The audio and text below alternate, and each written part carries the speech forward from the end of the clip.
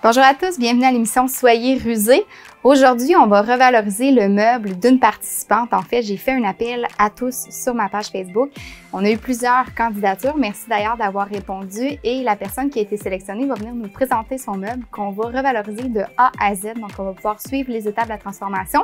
On va pouvoir aussi s'inspirer un petit peu de ce qu'elle va nous donner comme grande ligne pour transformer son meuble. Donc, on va aller la rencontrer pour qu'elle nous présente le meuble en question.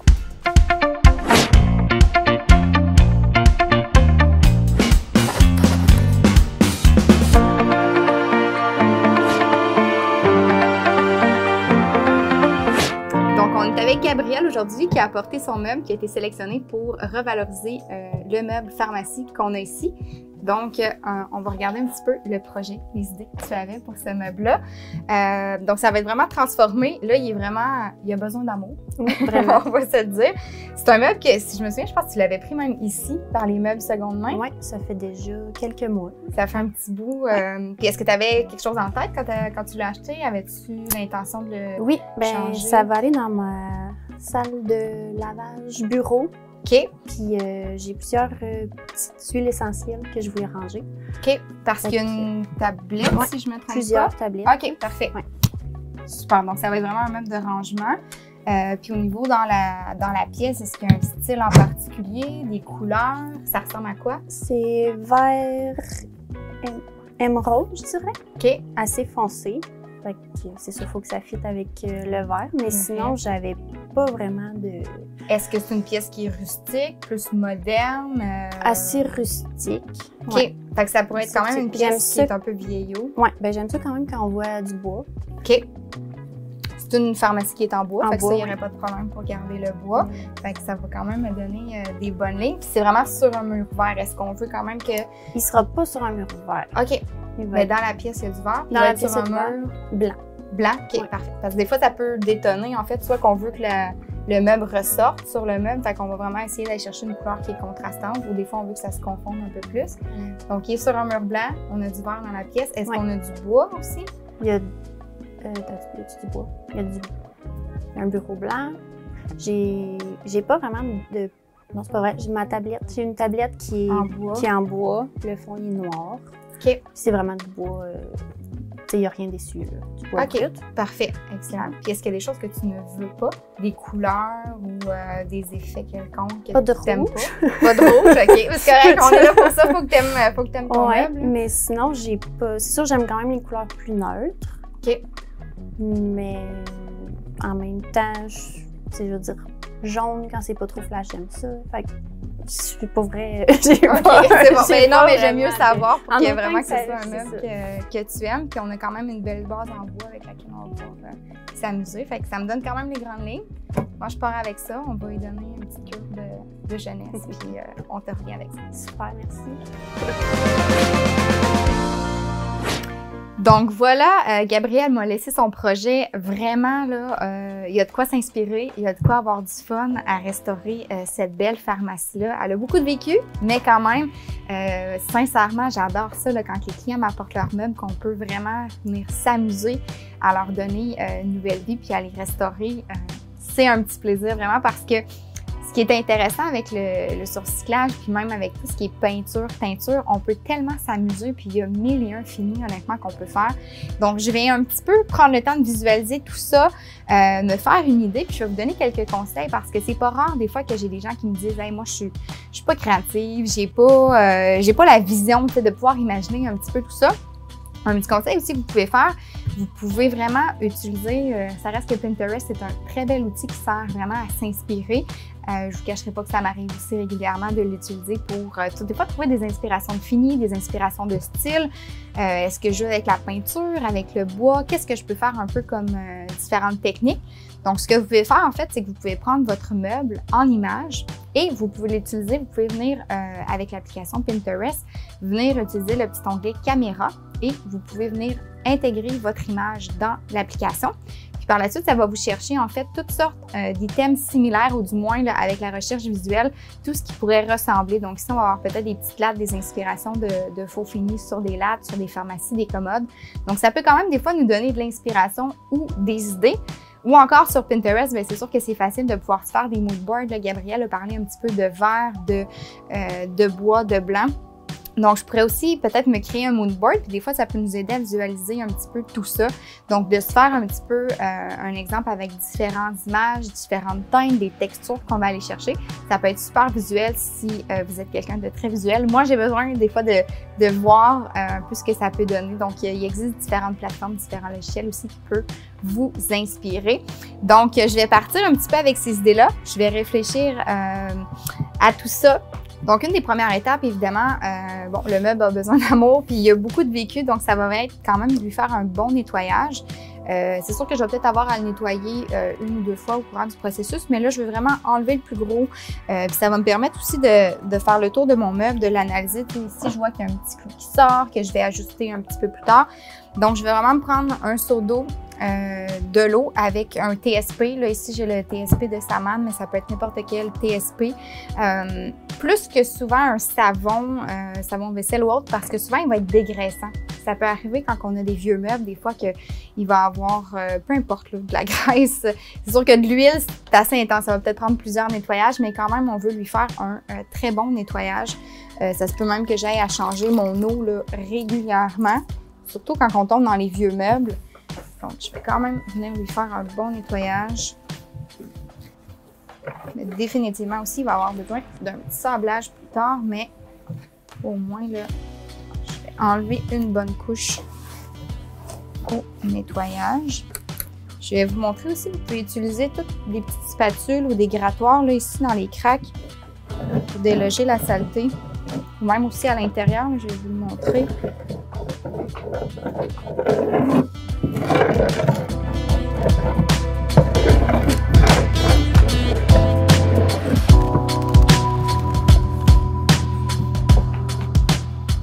Donc là, j'ai nettoyé le plus gros. On s'entend qu'il y a encore un bon nettoyage à faire, mais là, je vais aller faire le sablage, donc le ponçage, pour pouvoir là, vraiment tout enlever les imperfections qu'il y a dessus. Peut-être aussi ramener les planches au bois, ou du moins là, enlever toute l'ancienne peinture. Puis après ça, on va devoir renettoyer aussi. Donc, la prochaine étape, on s'en va là. Donc là, j'ai vraiment pris le temps de venir nettoyer mon meuble. Puis ce que je vais faire, il y a quand même un bon processus au niveau de l'inspiration. Je vais le travailler comme vraiment tranquillement, étape par étape. Puis ça va me permettre un petit peu d'analyser mon meuble. Là, avec Gabrielle, elle n'a pas nécessairement de demande spécifique. Fait que je peux aller un petit peu dans toutes sortes de styles. Je peux m'inspirer. Puis j'aime beaucoup, là, surtout, on a une vieille pharmacie. J'aime beaucoup rester un petit peu dans le style qu'elle avait. Tu sais, j'irais pas faire avec ce type de meuble-là, tu sais, qu'il y a des trous, qu'il y a du vécu. J'irais pas vraiment faire un meuble impeccable, tout droit sorti d'usine avec un noir uni parfait. J'aime vraiment m'adapter un petit peu au style du meuble. Là, on voit qu'on a quelque chose de très, très vieillot, qui a plusieurs années d'existence. Donc, je veux lui garder ce style-là. J'ai vu aussi la pièce de Gabrielle qui m'a envoyé une photo. On est dans les teintes de vert, de beige, donc je garde ça aussi un petit peu en tête au fur et à mesure que je fais mon projet. Je suis même venue un petit peu là, rapidement sabler juste l'intérieur pour voir, j'ai des belles couleurs qui sortent. Fait, j'ai commencé juste ce travail-là pour réfléchir un petit peu à ce que je vais faire au niveau des couleurs. Donc, j'ai nettoyé, j'ai sablé aussi un petit peu juste pour voir parce que j'étais curieuse de savoir qu'est-ce qu'il y avait en dessous. De ma peinture beige ici qui était sur le dessus. Donc, j'ai vu un petit peu qu'il y avait des couleurs, il y a du turquoise, il y a du beige. Donc, j'ai envie de travailler avec ça. C'est sûr que le meuble risque d'aller sur un mur peut-être vert foncé. C'est pas encore déterminé par Gabrielle, mais quand même, je veux pas la mettre vert foncé. Mais j'aimerais quand même ça qu'il y ait des petites touches de turquoise qui ressortent. Là, j'ai quelque chose de vraiment beau sous mon blanc. Donc, on va prendre le temps de regarder ça. Mais j'ai vraiment fait comme des petits tests avant de me lancer un petit peu plus loin dans le processus. Donc, j'ai fait des petits tests, j'ai sablé, voir qu'est-ce qui se cachait en dessous. Puis, ça a amené un petit peu ma réflexion au niveau de l'inspiration. Fait que ça vaut vraiment la peine. La portion inspiration, c'est tellement là, ce qui va diriger votre projet. Puis, ça, Prenez le temps de le faire, prenez le temps de vous asseoir, prenez le temps de vous faire à la limite un mood board.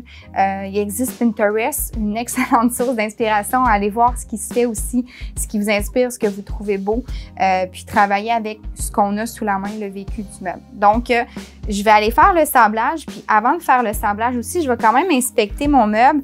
Là, j'ai sorti mes pinces, mon marteau, parce que j'ai vu ici, là, j'avais un petit clou qui ressortait, donc je vais prendre le temps de l'enlever. On ne veut pas garder là, tout ce qui serait accrochant ou dangereux. Mais là, je pense que c'était la seule place où j'avais quelque chose. Puis, généralement aussi, surtout quand on est dans les meubles où est-ce que mes pentures, mes poignées sont impeccables, honnêtement, prenez le temps de les enlever. Je vois beaucoup trop de gens qui peinturent avec les poignées à même le meuble. Là, on voit que c'est ce qui a été fait par le passé. Je peux pas, je pourrais là, décaper les poignées, je me lancerai pas là-dedans. Premièrement, je décape pas non plus, mais je vais tout peindre. Là. Je vais laisser les peintures, mais si vous n'avez pas ce type de meuble-là, ça vaut la peine de vraiment démonter votre meuble. Premièrement, ça va beaucoup mieux se travailler. Mais là, mes vis de peinture sont pris dans l'ancienne peinture, donc je vais vraiment laisser ça comme ça. Puis comme je vous dis, on s'adapte un peu au meuble qu'on a sous la main, puis on s'ajuste en conséquence.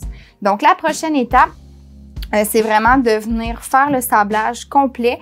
Je suis sur une surface qui est très, très lustrée. À la limite, je me pose la question si c'est même pas une peinture de plomb, d'où l'importance quand je vais sabler de mettre mon masque. Je vais venir sabler pour enlever tout le lustré. Je veux pas sabler au bois complètement. J'ai un côté de la pharmacie qui l'était déjà, il est tout sur le bois, il est différent des autres. C'est ce qui fait, de mon point de vue à moi, le charme de ce meuble-là. Donc, je vais venir enlever tout ce qui est lustré pour que ma peinture vienne bien adhérer à la surface. Puis après ça, je vais faire en fait, là où je me dirige dans le fini vieillot, je me suis fait un échantillon, un effet de craquelage que je vais faire. Puis, prenez le temps aussi de faire les échantillons parce que des fois, on a quelque chose en tête, on le visualise d'une certaine façon, puis là, on arrive sur notre meuble, puis on fait comme... C'était pas tout à fait ce que j'avais en tête ou ce que je pensais que ça ferait comme fini. Mais là, je vais vraiment venir lui donner un effet craquelé. Tu sais, déjà, ça fit avec l'essence du meuble, le style. Donc, vraiment, ce vieux côté, on recrée un peu un faux craquelage. J'ai fait mon test. En dessous, c'est une couleur verte foncée. Donc, si c'est pas sur ce mur-là que Gabriel va le mettre, il y a quand même un petit rappel qui va être fait dans sa pièce. Il y a cette couleur-là. Puis le crème, ben, c'est quand même dans les tons que j'ai vus. C'est une couleur qui est super passe-partout, qui va bien faire. Puis, il se peut même que je vienne créer un petit peu d'usure. Je veux vraiment que ce meuble-là soit très, très vieillot, qu'on ait l'impression que son style soit presque depuis toujours. Donc, c'est ce que j'ai fait comme échantillon. Donc, ça vaut vraiment la peine sur des petits bouts de bois de vous en faire aussi pour visualiser un petit peu cette étape-là. Donc, on s'en va sabler, puis après ça, on va tomber à la peinture.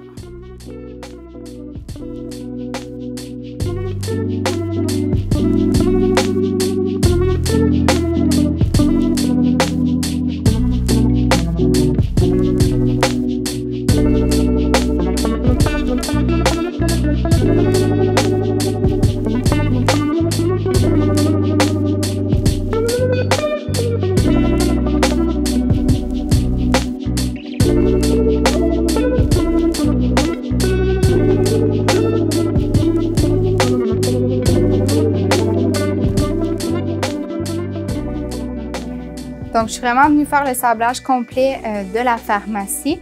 Là, ma surface, elle est vraiment plus mauve. J'ai plus d'effet lustré. Je vais venir nettoyer là, la poussière que j'ai pu faire comme il faut partout. Et là, ce qui est intéressant quand on s'amuse avec des vieux meubles, des fois, on a des belles surprises. Honnêtement, j'aime vraiment ce qui est ressorti en dessous. Je savais ici qu'il y avait un petit peu de turquoise, mais je ne savais pas s'il y en avait partout. J'aime vraiment ça. Donc, je trouve que le turquoise peut vraiment venir faire un beau complément avec le vert forêt que je vous parlais tout à l'heure, qui est là dans sa pièce. J'avais fait mon échantillon en craquelage avec un vert forêt sous la couleur coton. Honnêtement, je vais laisser complètement de côté l'idée du vert forêt, puis le projet évolue. Quand on fait le sablage, des fois, ça arrive tellement qu'on trouve des belles couleurs en dessous. C'est pas la première fois que je change d'idée. Quand on tombe dans la création, bien, on peut s'amuser avec tout ça. Donc, ce que je vais faire, c'est que je vais laisser ma base. Oui, il y a du crème, il y a du bois, il y a un petit peu de tout, mais c'est l'aspect vieillot que je recherche. je vais quand même lui donner l'effet craquelé. Donc, ce que je vais faire, on va considérer que ce qui est là, ce qui a été sablé, c'est ma couche de fond. Donc, quand ça va craqueler, bien, c'est un petit peu tout ça qui va ressortir. Je vais avoir à certains endroits du turquoise, je vais avoir l'ancien crème qui va ressortir. Ça va faire beaucoup de nuances, ça va faire des belles nuances, mais avec l'effet craquelé, ça va donner vraiment un look très, très vieillot. Donc, ce que je vais faire, là, je vais attendre que ma surface soit bien sèche. Puis, je vais utiliser un produit de craquelage. C'est un produit qui est translucide, un produit qui se vend dans les magasins, souvent plus d'artisanat, ces choses-là. Il n'y a pas d'autre nom, un produit craqueleur. Il y en existe dans différentes gammes, donc c'est à utiliser. Donc, ce que je vais faire, je vais appliquer une bonne couche quand même assez généreuse.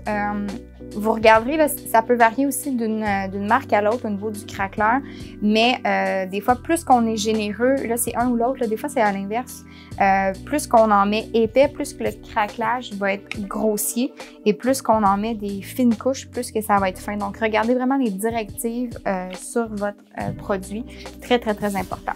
Donc, je viens appliquer ma couche. C'est translucide, mais je vois quand même le reflet, là, donc j'en mets partout sur ma surface, puis je vais laisser sécher. Puis l'effet va vraiment se faire quand je vais venir appliquer ma couche de finition. Je vais même en mettre, oui, sur mes pentures aussi. Ça va venir faire l'effet vraiment partout.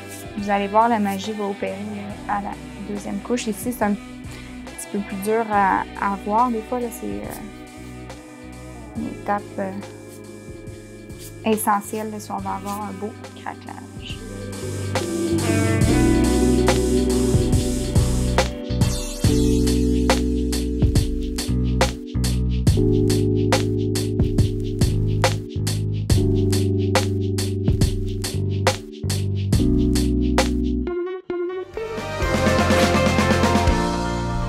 Donc, un conseil rusé, c'est sûr que de bien prendre soin de ses pinceaux. Comment on fait ça? Idéalement, en fait, c'est vraiment de prendre le temps de bien les nettoyer parce que le nettoyage de vos pinceaux va vraiment faire foi de tout pour leur durabilité. C'est sûr que aussi, plus on achète des pinceaux de qualité, plus ils vont nous durer, mais des fois, c'est quand même encore assez surprenant. L'important, c'est vraiment de bien les nettoyer et de bien déloger la peinture entre nos utilisations. C'est vraiment ça qui va aider au niveau de nos pinceaux. Donc, comment on fait ça? Quelques petites techniques pour vous aider vraiment à les nettoyer. C'est sûr que ça se fait évidemment à l'évier là, avec eau et savon, mais je vais quand même vous montrer comme il faut les techniques sans eau. Vous allez comprendre vraiment comment on fait pour déloger en fait toute la saleté. Puis souvent, en fait, même avant de le laver, ça arrive que, tu sais, on va, surtout avec la peinture comme chalk paint, ces choses-là, des fois, les projets sont rapprochés. Tu sais, ça prend 30 minutes environ à sécher pour les couches. Donc, des fois, on va le mettre de côté 30 minutes, on ne le rincera pas nécessairement entre chaque couche. C'est possible de le faire. C'est sûr qu'idéalement, je vous dirais, on le nettoie entre chaque couche. C'est vraiment dans le meilleur des mondes parce qu'il y a de la peinture que vous pouvez utiliser qui va vraiment venir durcir. Ça va faire un petit peu des morceaux là, de peinture. Fait que quand vous allez le réutiliser, ça va être moins intéressant parce qu'elle sèche très, très rapidement. Donc, c'est pour ça que je vous dis de, idéalement, le nettoyer entre chaque couche. Mais sinon, vous pouvez toujours aussi, s'il y a de la peinture dessus, vous pouvez l'imbiber un petit peu dans un petit guenille humide, vraiment pour garder un peu son humidité, pour éviter que ça fige puis que ça fasse des morceaux. Donc ça, des fois, on a la fameuse technique d'un saran wrap. Question plus écologique, moi j'y vais souvent avec un petit linge humide. Là. Je laisse mon pinceau là-dedans entre mes deux couches, donc ça peut aussi très bien se faire. Donc comment est-ce que je lave mon pinceau? Je vais vous montrer ça différentes techniques. Au niveau du savon, vous pouvez utiliser n'importe quel savon doux, le savon Murphy, le savon à vaisselle doux écologique, ou il existe aussi vraiment des savons spécifiques avec des granules un petit peu qui vont venir aider quand on va frotter vraiment à enlever puis à déloger tous les excédents de peinture. Donc, première technique, des fois, quand on a un pinceau qui était vraiment avec un poil un petit peu plus long, je peux vraiment venir tenir ma pointe parce que des fois, à force de l'avoir utilisé, j'ai de la peinture qui s'est vraiment, qui est allée dans le fond complètement de mon pinceau. Donc, je vais vraiment venir tenir la pointe de mon pinceau et avec le manche, je vais faire des petits mouvements circulaires. Donc, on voit vraiment que les poils du pinceau bougent, puis ça va vraiment aller en profondeur, là. Donc, je viens faire des petits cercles avec ça ici pour vraiment bien venir déloger. Puis même à la limite, peux me permettre d'ouvrir mon pinceau. C'est sûr que je veux faire attention à mes poils, mais je peux quand même me permettre de venir l'ouvrir puis d'enlever le plus possible. Mais ça, vraiment, la pointe, les petits cercles, c'est ce qui va vraiment bien aider. Autre technique aussi, des fois, quand j'ai un pinceau un petit peu plus rond, ou peut-être avec des poils moins longs, je vais venir mettre le savon au creux de ma paume de main et je vais venir faire des petits ronds comme ça ici. Aussi simple que ça, mais ça va vraiment aider. Je peux le faire à plusieurs reprises. Donc, je vais me rincer, je vais enlever tout l'excédent et je recommence, je me mets une goutte de savon et je fais des petits ronds dans ma paume de main. Ça peut vraiment aider. C'est sûr que ça va aller mieux avec des petits pinceaux comme ça plutôt que celui-là. Celui-là, ça va fonctionner aussi, mais j'aime beaucoup mieux l'autre technique. Même chose ici aussi, je peux le tenir, faire des demi-cercles. Mais là, vous voyez, j'en ai même un petit peu ici de la peinture, là. Il y a des années d'utilisation au niveau de ce pinceau-là, donc c'est sûr que ça peut arriver, surtout peut-être qu'à un moment donné, je l'ai laissé sécher. Mais tu sais, des fois, je peux gratter aussi un petit peu avec mes ongles là, pour le déloger le plus possible. Mais vraiment, bien nettoyer ces pinceaux, là, ça va vous aider pour les garder. Donc, le produit craqueleur a été appliqué et il est vraiment sec. Ce que vous pourrez remarquer, c'est vraiment que ça donne un effet luisant à la couche qui est en dessous. Donc, c'est bien sec, même si c'est quand même luisant. Ce que je vais faire aussi, finalement, je vais enlever ma poignée. Ça va aller beaucoup mieux pour appliquer la couche principale. Puis, je vais la changer. Finalement, je vais aller voir là, pour en mettre une nouvelle. Donc, pour appliquer ma couche finale par-dessus le craqueleur, ça va vraiment être une seule couche et il y a vraiment quand même une technique, c'est super important. Il ne faut pas repasser sur la peinture une fois qu'on va l'avoir appliquée. Donc, si jamais vous êtes un peu stressé, vous ne savez pas trop comment l'appliquer, faites un test, allez-y avec les intérieurs ou les dos de vos meubles. Des fois, ça peut être vraiment des très, très bonnes façons de faire vos tests. Donc, si jamais ça n'a pas bien été ou ils sont gâchés, on peut les recommencer peut-être plus facilement que les surfaces principales. Donc, vraiment, faites des tests. Mais l'objectif, c'est quand même d'y aller assez généreusement, un petit peu plus généreux qu'à l'habitude sur notre pinceau. On fait ça au pinceau aussi, on fait pas ça au rouleau. C'est ce qui va donner un beau fini. Puis on vient appliquer là, latte par latte et je ne repasserai pas, ou du moins je peux passer rapidement là, quelques secondes, mais c'est tout. Donc je vais vous montrer au niveau de l'application.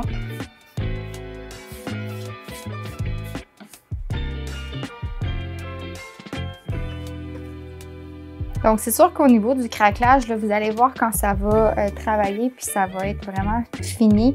Le travail se fait normalement, c'est le produit qui fait tout le travail. Et là, c'est sûr qu'on est quand même sur un ton sur ton assez pâle. Donc, si jamais vous voulez avoir un très, très gros contraste, on met vraiment deux couleurs beaucoup plus opposées, là, donc un noir sur un blanc, ou du moins qu'il y ait vraiment un contraste entre les deux couleurs si on veut vraiment que ça ressorte. Là, on va être avec un fini quand même assez doux, mais ça va faire super intéressant avec la couleur qu'il y avait en dessous. Ça se fait aussi, mais c'est sûr que le craquelage donne encore plus son effet là, quand on est avec des contrastes. Si jamais je repasse, là vous allez voir si c'est à peine si j'y repassé, là, ça fait une texture qui est granuleuse. Donc c'est ça qu'il ne faut pas avoir. Il faut vraiment avoir notre fini de peinture qui est lisse. Donc c'est pour ça que j'essaie d'être généreuse, de passer un coup rapidement, puis de passer à la latte suivante.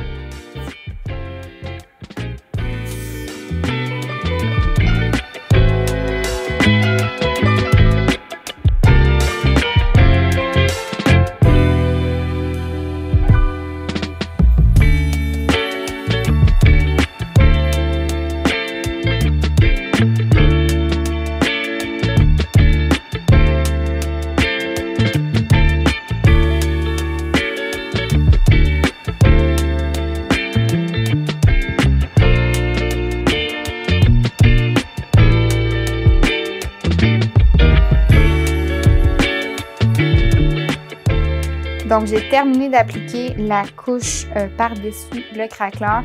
C'est sûr que c'est un petit peu plus long qu'à l'habitude pour sécher. Donc, je vais vraiment mettre ça de côté, laisser sécher vraiment comme il faut parce que si vraiment j'accroche une petite place, là, ça peut faire vraiment des cartels de peinture qui vont relever. Donc, on laisse vraiment travailler le produit, travailler les peintures. Tant aussi longtemps que je vois que c'est lustré, là, ça ne sera pas sec. Donc, je laisse sécher. Je suis allée chercher une poignée récupérée dans l'atelier. Et là, je vais juste venir changer ça ici. Puis, la pharmacie va être terminée. C'est fou à quel point, honnêtement, là, juste une poignée, là, faites le test, des fois, mettez-la plus proche. Ça peut vraiment venir changer complètement le style de votre meuble. Là, je suis allée avec une poignée quand même assez vieillot qui fonctionne bien avec ce qu'on lui avait donné comme style. Là.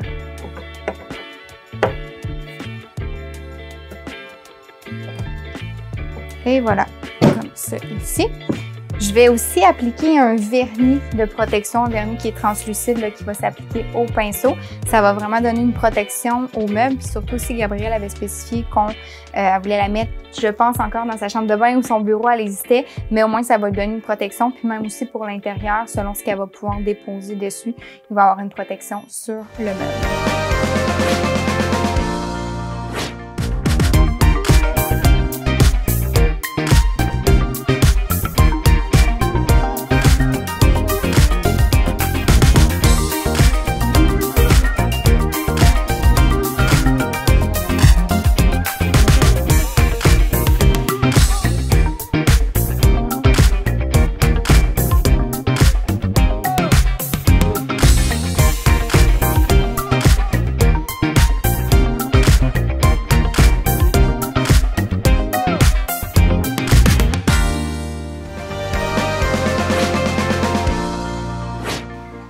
Donc, la pharmacie à Gabrielle est terminée. Vraiment, je suis super contente du résultat. J'espère qu'elle va aimer ça.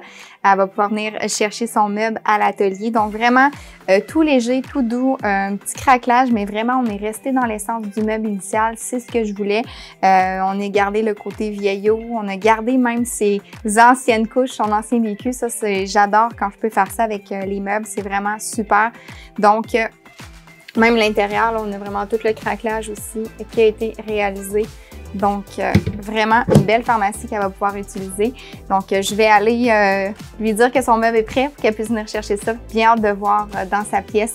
Puis, voilà, une autre belle réalisation complétée cette semaine. Puis, on se voit la semaine prochaine pour un autre DIY.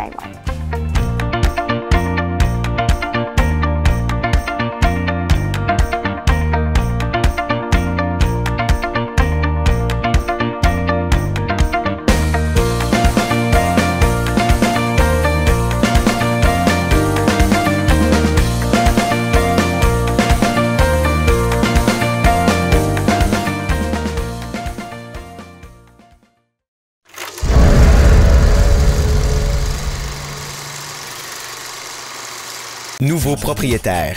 Le propriétaire a le droit de vendre son immeuble au moment où il le veut. Cependant, il doit vous faire connaître l'identité du nouveau propriétaire locataire. Celui-ci ne peut résilier le bail et il doit le respecter en entier avec les mêmes conditions. Le bail est renouvelable au même titre qu'il l'était avec l'ancien locataire. Le nouveau propriétaire peut, sous certaines conditions, apporter des modifications au bail, comme changer le chauffage central inclus au bail, mais il doit offrir au locataire une diminution de loyer équivalente au coût du chauffage pour le logement. C'est le même principe s'il veut retirer des stationnements, des espaces de rangement ou autres conditions de location inscrites au bail. S'il veut investir et améliorer l'apparence de l'immeuble, il ne peut exiger une augmentation de loyer pour couvrir ses frais.